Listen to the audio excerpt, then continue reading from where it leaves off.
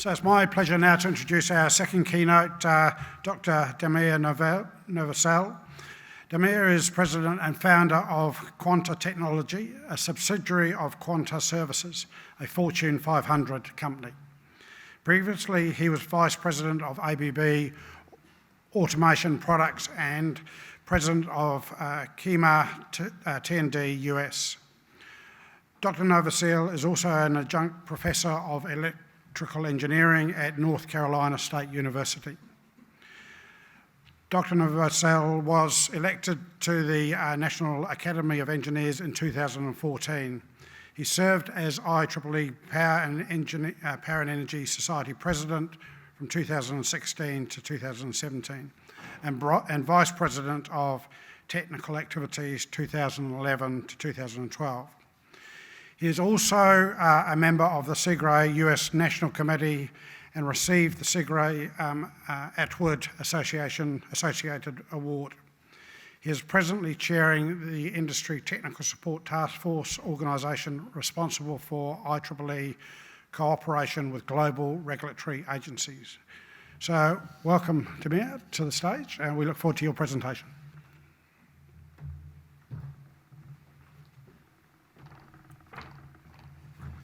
Thanks a lot. I very much appreciate. I'm honored and glad to be here. It's wonderful to come to this wonderful country. So good afternoon, kia ora. I hope I said it well.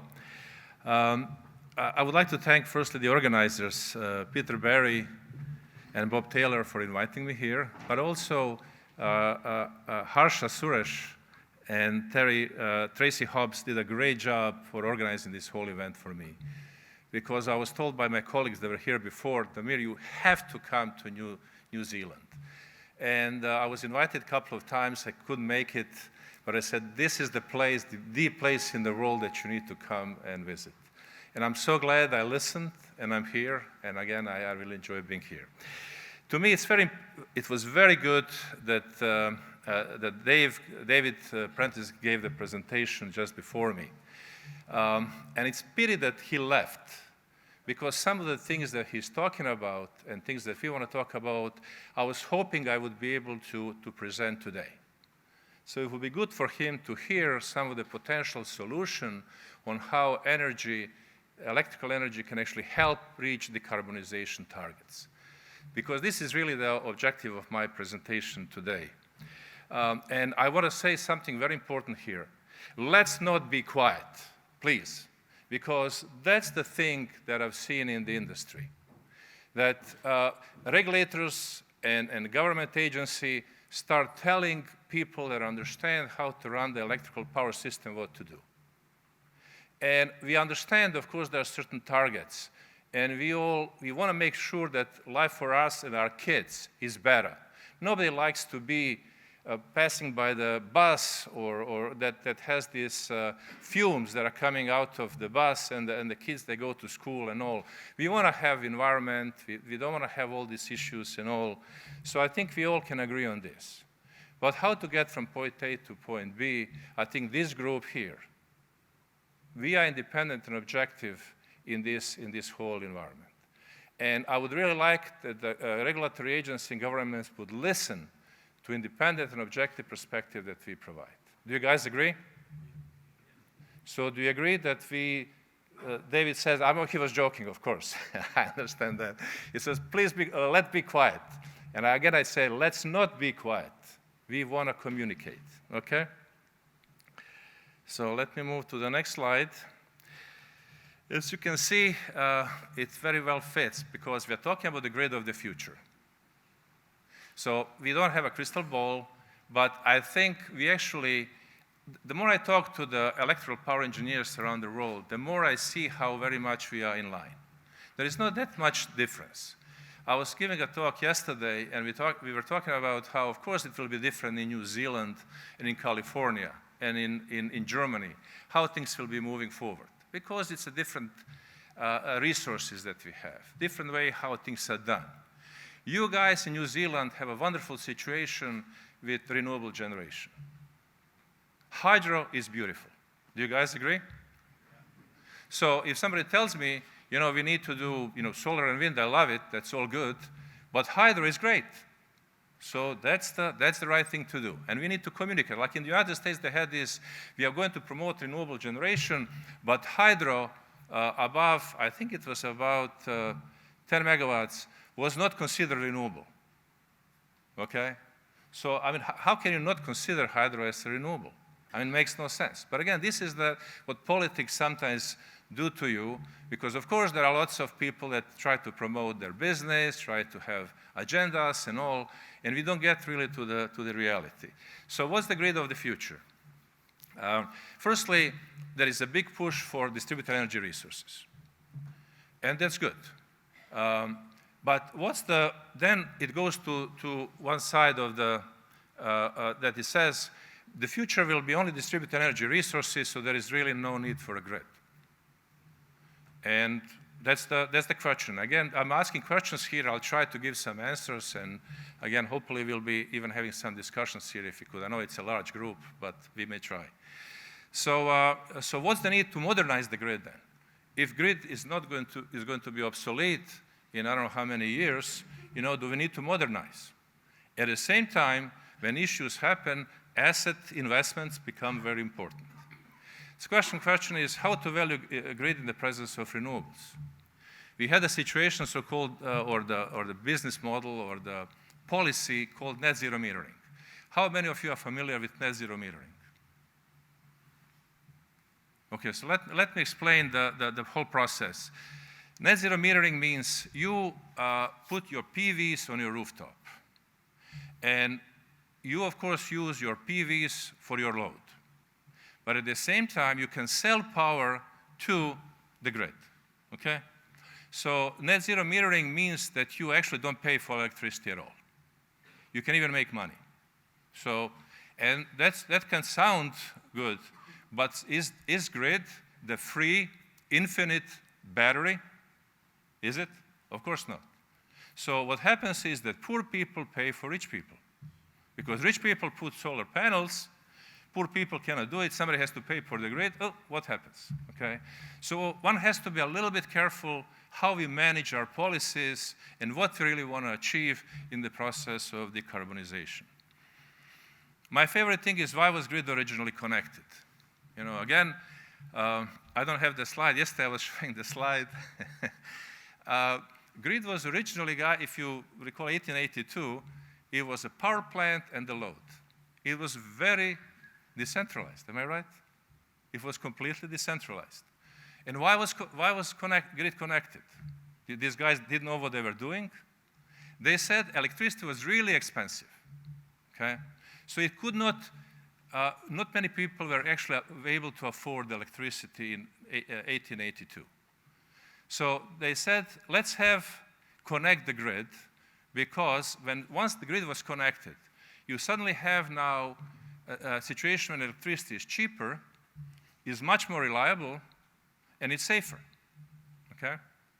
So we are now getting into a situation, and it showed the more we connect the grid, the actually more reliable we are and resilient and all, okay? So, and you have the situation in New Zealand to a degree, but interconnected, the electricity is usually the least reliable and most costly at islands. Islands always have issues. And why? One of the reasons they cannot connect to the rest. If you connect to your neighbors, again, you are more cost effective, you are more reliable, you are safer, okay? So let's not forget that. Of course, things have changed. And I do want to emphasize engineering, technology, and innovation, what I'm hearing here. That's the key to make things happen. And it happened. We have PV panels that are 2-3 cents per kilowatt hour. Am I right? Storage prices are going down. Wind has really been very effective in some parts of the world. So it's great. We have controls. We have microprocessor protection. We have the telecommunications. That nothing of this existed in the beginning of the 20th century. So now we have that. Of course, the grid will be more distributed. There's no question about it. But we need to still remember the other premises. So now, if you look into what's the value of storage distributed energy resources, we can talk about, if you have time, impact of inverter-based generation, what's the optimal generation mix, and those are some of the questions that we are asking from the technology, engineering, and innovation perspective. And just this picture here shows the prices of electricity. To me, it's pretty indicative. And again, we need to understand the prices depend on so many different factors, including taxes and all, so it's not just electrical technology-driven price.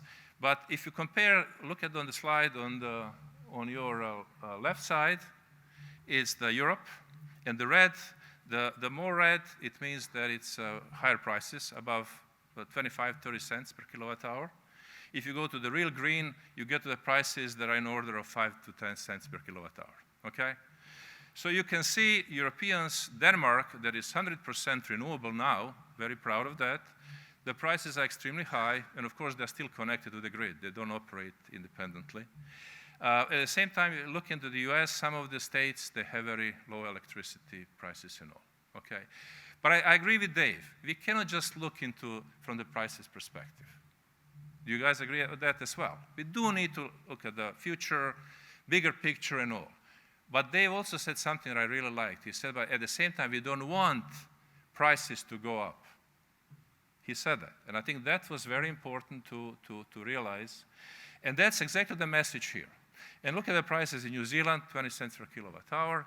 So I think I made my point here that renewable generation is good, but we have the situations like in some of the countries, because of the tax credits and net zero metering and all, that prices of electricity, one of the reasons the prices of electricity went up. And we just need to be aware that's the fact, and then we can manage it as we would like to manage, okay? The other, to me, important aspect is when people say, the grid was, if Edison and Tesla came back, the grid, they would recognize the grid. They would think it's exactly the same. Have you heard that before? And first I had to put Tesla. Of course, Tesla is from my former country. By the way, did you guys know that Cumea, the wineries in Cumea, they were actually people from Croatia were the ones that started some of the wineries in Cumea. So as you can see, I'm very proud of that. So, and I did actually go and check the wineries, so couldn't resist. Anyway, but moving on. So, and we look at these technologies here, and some of these are even not from the 20th century.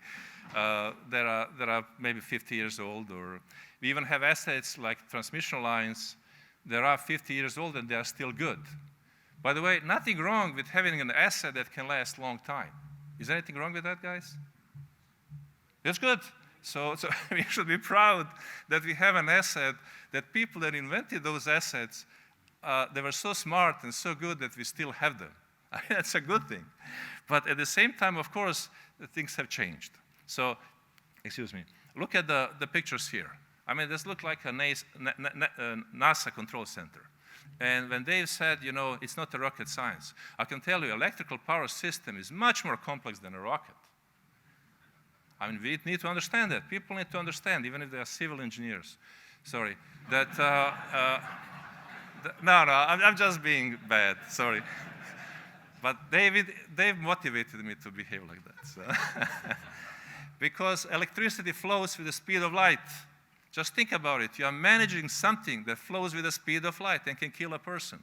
Guys, I mean, safety is the key. And I'm so glad I have lots of presentation. I was looking at the papers and all. You guys talk about safety a lot. This is really, really good. And I think we need to communicate to the regulators and legislators, safety first. Safety first, and then we can talk about other stuff as well, okay? So anyway, I don't think I have to talk more. You see clearly how much things have changed for better. Okay, so this is kind of the key slide for me. What I want to present here. This is kind of the overarching. What are we doing in the industry? Firstly, we want to have decarbonization. Regulators want, society wants, we want. Okay, we want reliability and resilience. When you have an earthquake in New Zealand, you want to have your electrical power system to be resilient. Am I right? But you want to keep electricity prices low. So look at this, under these three bullets, what are different parts of the world doing about it? New York, by the way, how many of you are familiar with Audrey Zibelman? So Audrey Zibelman became a CEO of IEEE in Australia. Okay? But before that, she was a regulator in New York. So Audrey was responsible for these targets. And she is now in Australia, IEEE CEO. Okay? Just to give you a perspective, and clearly where we are heading, where Australia is heading from that perspective. But those are the targets. And let's not go to the targets. My point was not to now go into the details, but show you that actually in some parts of the world it's very consistent. Regulatory targets are quite consistent if you look at the numbers. Of course, there are some parts of the world, including the United States, when there are no targets for carbon emissions and all, because it's very often it becomes a political issue. So let's not go there. But solutions. Somebody asked a question, so what's the solution? Okay? And again, the question was about distribution system, and we can talk about distribution systems more, but in general, firstly, energy transformation, that's clear. Renewable generation, solar, wind, and again, I should have really put hydro here, but kind of, I always assume people understand that hydro is key renewable. Electrical storage, of course, very important piece. Energy efficiency. That's what we can do. That's what has been done. Again, in California, utilities don't earn money based on how much electricity they sell, electrical power they sell. Energy, actually, of course. No, they get paid based on the rate case. So basically, they are encouraged to sell less electrical energy. That's their goal. The less they sell, the more can they be paid, actually. Okay? So it's a completely different business model. So there is a push for energy efficiency in that scheme. But electrification. And I was at the SIGRE meeting yesterday. There was a slide on electrification. And this is really the, I would say, holy grail of reaching decarbonization. Because, and you don't start, you cannot do all the electrification overnight. But you start with the buses, start with some of the trucks, start with the public transportation. So to me, if in New Zealand there is a need to do decarbonization, let's transfer all the electrical transportation to electrical. All the transportation, public transportation to electrical. Simple. That's the solution. Do you guys agree? Simple. Again, it's going to cost some money, but at the same time, you know, again, the noise. We are in Auckland, it's a big city, there is noise and all. Electrical buses don't produce as much noise. They don't produce the fumes and all. And that's one really good step forward. So, and I know there are electrical buses in Auckland, but that can be a very, very important step. Let's do it all very fast. Why not? Okay? If you really mean it. But then buildings, electrical heat, you know, versus the other sources of heat. That's one thing. Industrial and agriculture, there are also opportunities, as we heard from Dave and all. So it's a fun fact for me here. The first successful electrical car was 1891. And then 1904, 1/3 of the cars were electrical.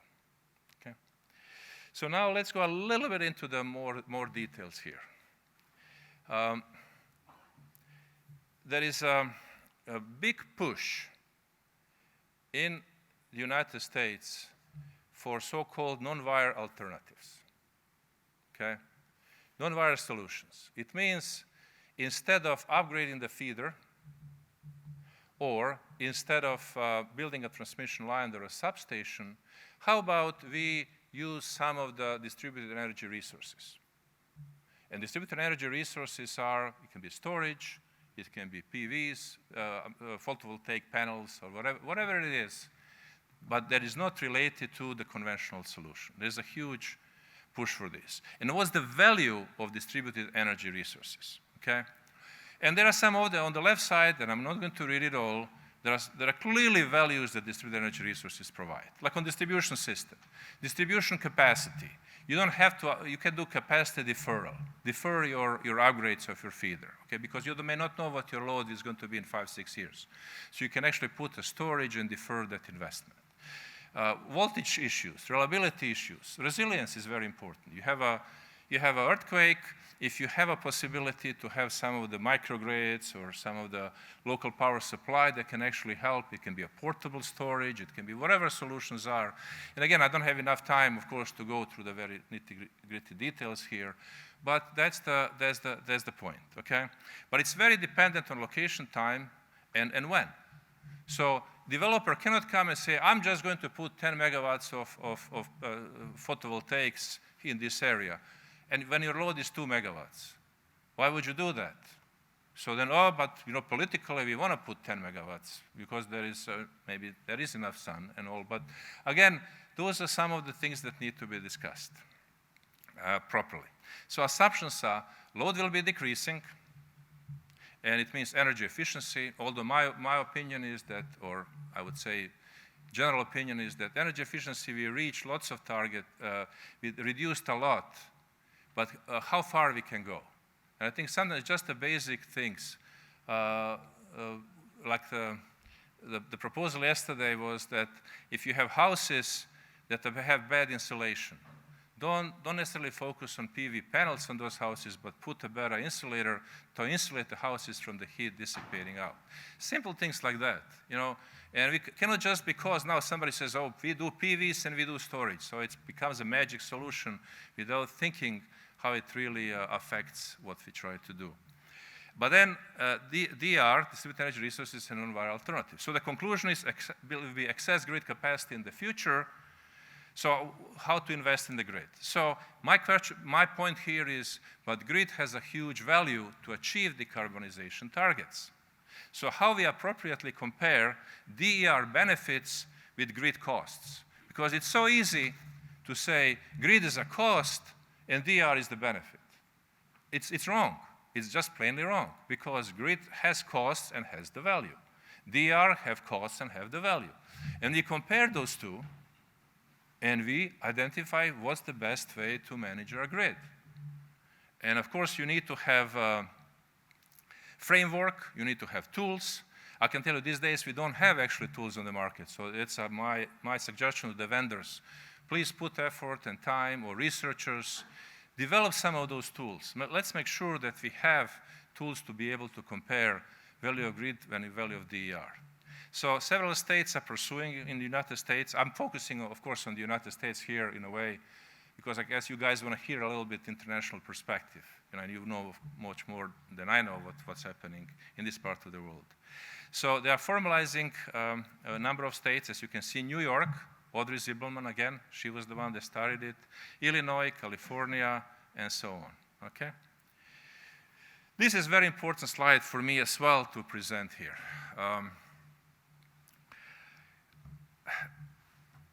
Because of what are our priorities?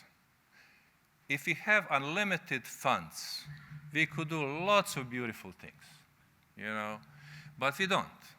So where do we need to prioritize? I can tell you that asset management has become huge. And I see that in New Zealand as well. There was a panel on Monday on asset management and discussion on asset management. And the reason for this is, remember if you looked at the targets that were in California, decarbonization, renewable energy, was there any target that said prevent fires? Was there a target? No, okay? So my point is, of course, after fire happened and hundreds of people were killed, now fires become very important. So there is a newspaper article that says, why didn't utilities in California, Pacific Gas and Electric, invest in transmission grid and monitoring devices to prevent sparking of the insulators or whatever, let's not go in details here, why didn't they do that?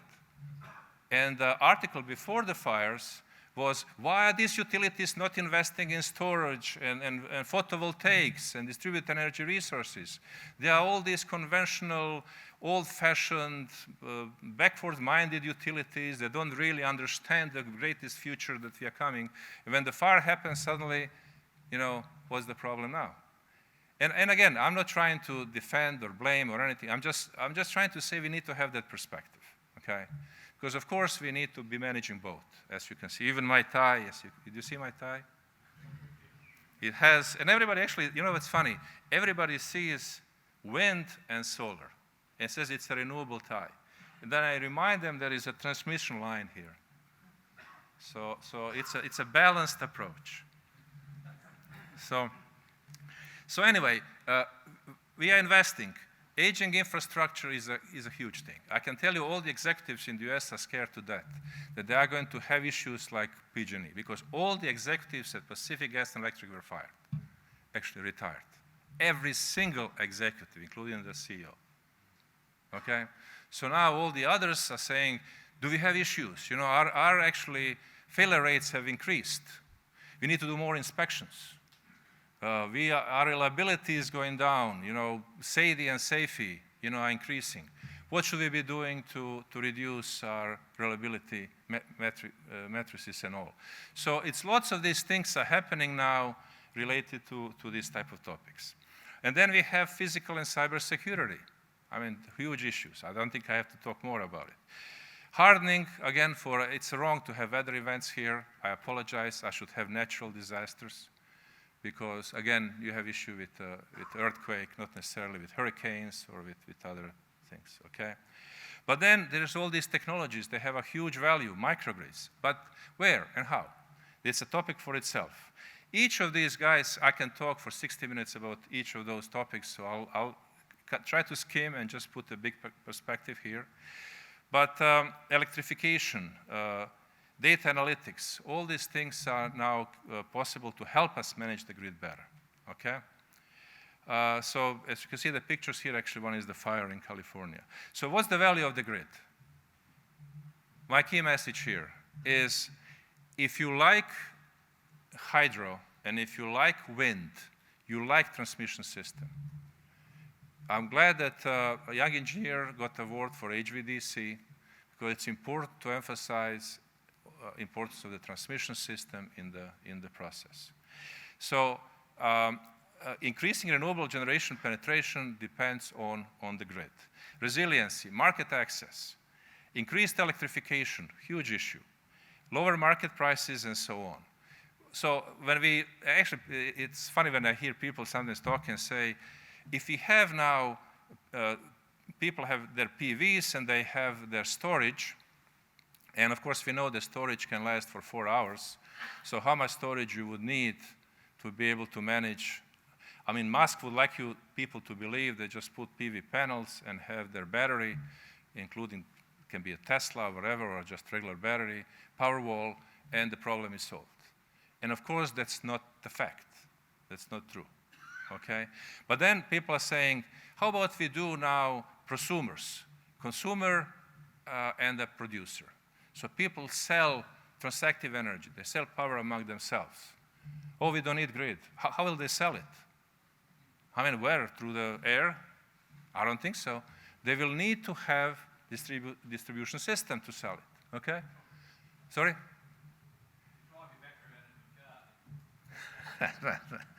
Anyway, so key message, and I hope you guys agree with me so we can all together as a unified voice, communicate. The key for decarbonization and addressing climate change is robust, hybrid electrical grid. That's the message. My whole presentation can be summarized in this. I don't know how much time I have. I started a little bit later, so, but probably I don't have too much time. Okay. So let me again try to wrap up. I can skip this. Just want to show you, we talked about non-viral alternatives. The process is very important. Load and DER forecasting becomes important, and we need to have it part of the regular planning. We are not used to doing it in electrical power industry. We need to incorporate storage, distributed energy resources and all into the planning process. And we need to do it 8760. It means hourly tools that we have, whatever tools, PSSC, SIME, Synergy, whatever, MillSoft, whatever tools we have, we need to make sure that can do 8760 in conjunction with evaluating the sizing and location of storage, for example. Okay?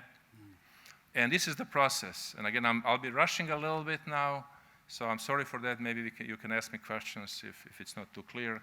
This is one example. I can tell you, in California, in Washington, D.C., New York, you cannot now build a substation without regulators telling you, have you looked into the storage? And storage can be a great solution, but you want to do cost-benefit analysis and compare. And this is the example. So original solution, substation. They couldn't build a substation for 10 years. Now we are looking into the tying to a neighbor. We are looking at energy storage plus transmission line. We are looking into the phased approach related just to energy storage. And there is a cost benefit. And it tells you, let's say storage may be a little bit more expensive, but if we want to do decarbonization, let's pick storage. But also we need to look into the different indices, not just SAIDI and SAFE, but flexibility, because asset that is 40, 50-year-old may sometimes give you a benefit. But again, I have to, I guess, keep this, one of my favorite slides. You guys familiar with the duck curve? So should I talk about the duck curve or should I skip? What do you guys think? Sorry, talk? Yeah. Okay. So I think this is, and again, it's different, will be probably New Zealand, but it may be happening at some point in time. You have the yellow. Yellow is the PVs, solar. Okay? The blue is the load. Red, there's a top figure on the right. Red is what utilities see as the load. So for the utility, they say our load is dropping now. Okay? But then look at the peak. Now the solar is down, sun is down, and then suddenly you have a peak that is you still need to manage because you don't have solar. Battery, potential solution, but how much battery you need to be managing this? How big size? How expensive? You know, how many hours? And all the things need to be addressed. My point is very often in the US, I actually tell utilities, don't just look at your load, look at the overall growth. And I can tell you, it was some time the load was kind of dropping because of the energy efficiency and all, but now it's picking up. I don't know how is it in New Zealand, but I see the load actually is going up because of various factors and all. And you can see it's happening now. In Mexico, we have the duck curve. In Velco, that's Vermont Electrical, the Northeast United States, they have the duck curve. And you don't have it now. But you may, at some point in time, if you have more distributed energy resources, you may see the duck curve yourself, okay? I'll skip this. I don't have time for that. I want to talk about electrification just a little bit, because I already, I think, made my point. This is just American Renewable Association, NREL Laboratories, actually, is putting the forecast for electrification, and the numbers are astounding. They really expect the electrification will pick up, okay? So the message here is, firstly, I always advise utilities, please work with companies that have, like PepsiCo, FedEx, UPS, that have trucks and delivery vehicles. Work with them, or buses and all. Identify places where they can charge. It shouldn't be that difficult, especially with buses. They go from A to B. But especially this, like the delivery, Amazon has delivery vehicles. Of course, they try to use drones now, but still. But work with them and make sure that you have possibility that they can charge where they want to charge, okay? And this is a technically possible solution. But you can see the numbers. 30 UPS trucks charging at 650 kilowatts is 20 megawatts of load, okay? And it's going to affect your system, but there are technical solutions for it, okay? So decarbonization requires electrification, it requires grid investment. You really cannot have, and I think that's a key message, you cannot have electrification without grid investments. But it's technically possible solution. There are no really difficulties in making it happen, okay? I have two more slides. I have to show this slide because that's the one that Dave was talking about, climate change. And no, just look into how it affects the distribution system now, okay? So 2 to 4% degrees Celsius, we've done analysis, and it shows that we'll increase peak electrical load by 5%. But will also affect the overall loading, am I right? Because vendors like ABB or whoever, GE, they design transformers to cool off during night. That's what they design. And that's how the life cycle of the transformer is measured. Now, if you have a situation, you have electrification, people start charging during the night or during the day as well. So you are reducing, it actually looks good, you are reducing your peak, but at the same time, you are constantly stressing your equipment. Now, climate change, these temperature increases start affecting your equipment, particularly transformers, okay?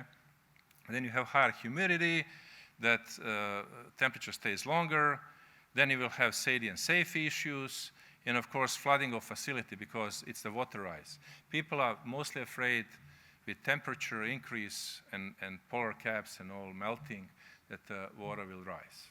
So if the water rises, your substations are going to be affected. So you need to look into the hardening the substations and all, okay? Good. Would be a nice slide to talk about what's resiliency, but I think we'll skip that. I just want to show that one slide.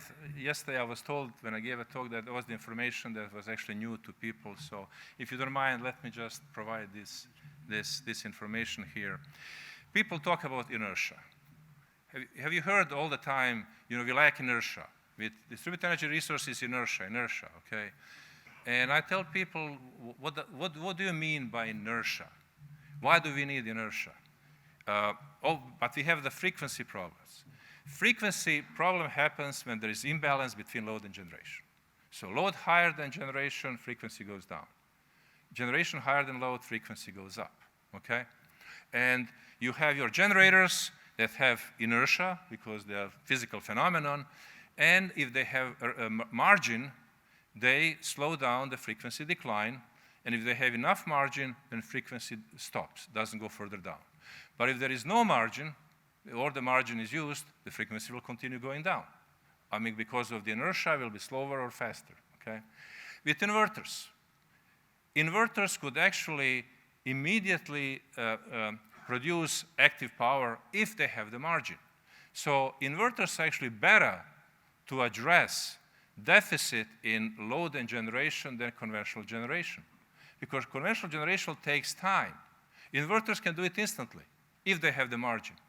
But that, again, it comes back to the market. But market doesn't provide, like, let's say, ancillary service for inverter-based generation. They're not getting paid. So inverter-based generation will try to push all power they can, wind and solar, because they're not paid to keep the margin. But why the regular generation is kept to have the margin then, okay? So that's the whole point. Let's make sure that the renewable generation or inverter-based generation can provide, they have margins like any other generator, so it's equal. We are managing this in a neutral manner, am I right? And so when the problem happens, there is a load goes up, then renewable generation, inverter-based generation can immediately inject active power or reactive power for that matter if you need to, and solve the problem. Of course, it's not that easy, guys, because with conventional generation, it's done automatically. I mean, it's a physical phenomenon. With inverter-based generation, you have to do it. Somebody has to send a signal. So you have to have communication link, you have to have measurements. It's more complex. And that's why it's preventing us. Two reasons why we are prevented to do this. One is the markets, and the other one is, again, requires more control than any other resources. Okay? So I hope that piece was useful, because to me, I was getting confused with all these discussions. So at the same time, IEEE did an analysis that shows actually if you really don't have inertia in your generators because of inverter-based generation, frequency can go up under frequency load shedding and may trip too much load or may not recover as it should be. My last slide, okay? So, and it's going to be a very brief slide. It's really, what's the future grid roadmap? Firstly, demand for electricity will increase, electrical energy. Guys, let's understand that. That's very important to know. And that's what we need to communicate. We need more resilient, safe, reliable, and efficient hybrid grid, okay? And electricity, sometimes, you know how it is, you know, how much people pay for the phone versus electricity, okay? And when there is no electricity, people die, okay? So we need to communicate how important, if you don't have a phone signal, you can still somehow survive. I know for young generation, probably they'll commit suicide if they don't have a signal for 3 days, but I still think it's a little bit different. You know, Back to the Future, that was the car, was the electrical car, by the way. It just needed plutonium to run. So key for resilient grid, last comment, technology advancements, educated workforce, standards, and sharing global best practices. That's why I love this conference. You guys are sharing global best practices, so thank you for doing that. Appreciate it.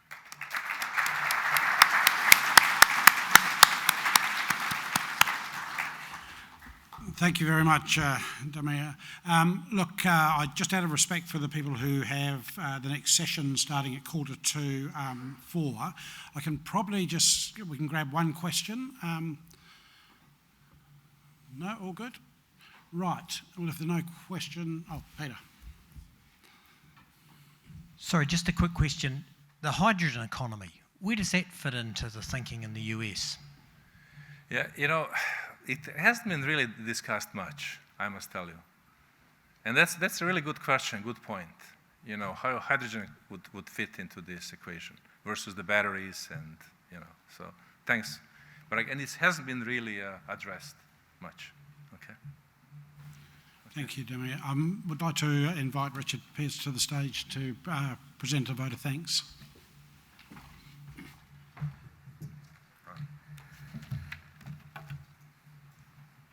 Dr. Novosel, on behalf of the IEEE and our members here today, it's my pleasure to offer you a vote of thanks for your keynote address. I really enjoyed your energised and engaged style, and I think your tie is probably the envy of many engineers in the room. You've shared with us your insights on some of the societal targets and solutions associated with decarbonisation and reliability and resilience. You went on to describe the value created to the grid from distributed energy resources and the need for formal approaches and policies for valuing these benefits and for non-wire alternatives. You highlighted the impacts of electrification and the need to understand the impact of increased loading on the entire load profile, not just the peak. And also you reminded us that decarbonisation through electrification requires ongoing grid investment. Finally, you brought our attention to the resiliency and the potential impact that climate change has on asset risk management and the need for our network engineers to consider what other risk events we need to protect our grid against. I would like to acknowledge the IEEE, and the EA, of course. I'd like to acknowledge the IEEE and to thank you, Damir, for sharing your thoughts with our conference today. I hope you enjoy the rest of your stay in New Zealand and have a safe trip home on Friday. Please join me in thanking Damir.